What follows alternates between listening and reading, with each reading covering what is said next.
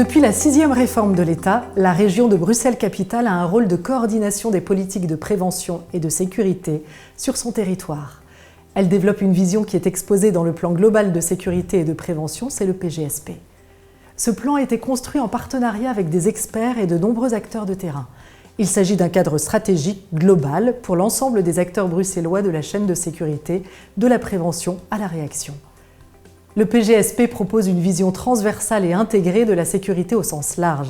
C'est pourquoi la coopération entre tous les acteurs du secteur, policiers, pompiers, agents de prévention, urgentistes et la transversalité en sont les principaux mots d'ordre. Le plan prévoit un certain nombre de mesures qui s'inscrivent dans 10 thématiques allant de la lutte contre la traite des êtres humains jusqu'à la gestion de crise et la résilience. Ces mesures comprennent aussi des formations. En effet, parallèlement à ces 10 thématiques ou phénomènes d'insécurité, le plan identifie 5 objectifs transversaux, dont la formation des acteurs de terrain. La formation est donc un enjeu essentiel pour intégrer la vision régionale de la sécurité dans les pratiques professionnelles des agents bruxellois. Autrement dit, vous qui regardez cette vidéo, comme chargé de cours, formateur, instructeur ou instructrice, vous êtes une des chevilles ouvrières de ce plan régional. Afin de vous aider à prendre en compte la vision régionale de la sécurité dans le cadre de vos formations, nous vous proposons de passer en revue quelques principes d'intervention préconisés par le PGSP et des suggestions d'application dans le cadre de vos formations. Comment concrétiser ces principes? En formation, mettez l'accent sur les enjeux pratiques et sur le quoi faire. Le premier principe important est « Soyez pragmatique et orienté solution ». Vous devez fournir aux participants et aux participantes des outils clairs et des méthodes d'action. Face à une situation problématique, dans un exercice par exemple, ils et elles doivent être amenés à se poser les questions suivantes. Quel est le problème? Quel est le but à atteindre? Quels sont les moyens possibles d'y parvenir? Parmi ceux-ci, quelle est l'action la plus judicieuse? Faites réfléchir les participants et participantes.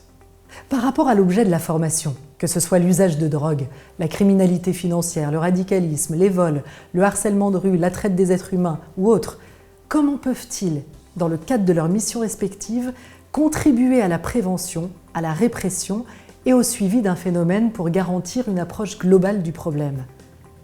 Il faut aborder les principes d'action qui visent à collaborer entre partenaires de la chaîne de sécurité. Ils sont au nombre de 3. Tout d'abord, respecter la subsidiarité entre actions communales et régionales. Ensuite, encourager la collaboration multisectorielle entre autorités judiciaires, administratives et socio-sanitaires.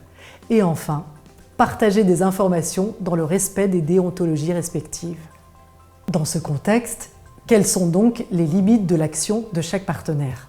Que font les autres acteurs de la chaîne de sécurité? Que peuvent-ils attendre de leurs partenaires? Quelles informations pourraient être échangées dans le respect de la déontologie et des missions de chacun?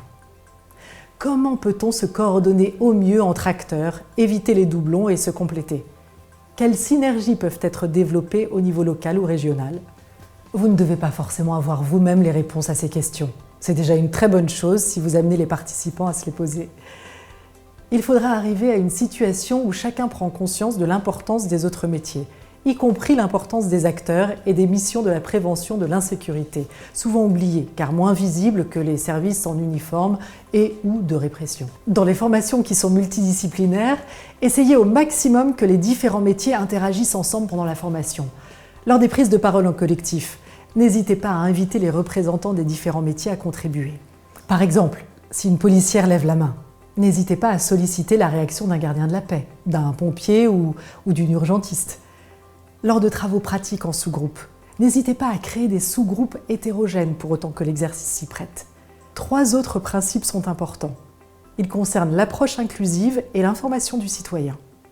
En premier lieu, adoptez une approche inclusive respectant la diversité et la justice sociale.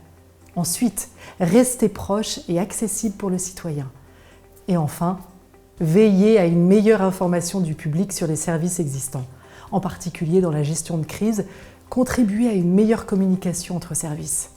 Les professionnels du secteur de la sécurité, de la prévention et du secours doivent se montrer accessibles aux citoyens. Parfois, cela implique d'ajuster leur attitude, d'utiliser des outils de communication, ainsi que d'adapter leur discours au public pour que le message passe mieux et soit mieux compris.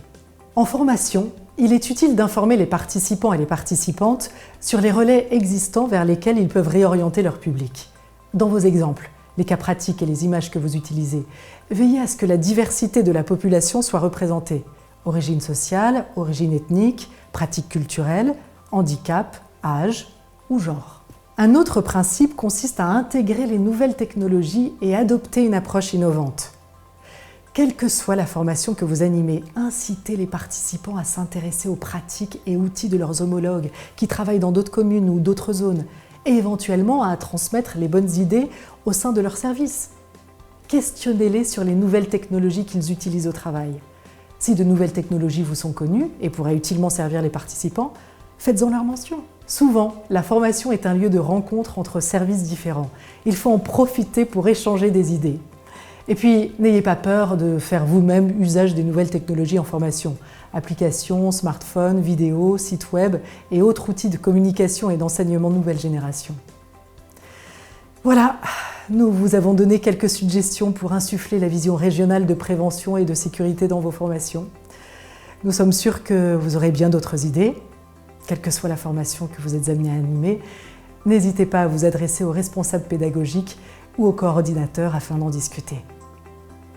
Soyez remerciés déjà pour votre collaboration active à la mise en œuvre d'une politique de prévention et de sécurité bruxelloise tournée vers l'avenir et basée sur une approche collaborative et intégrée.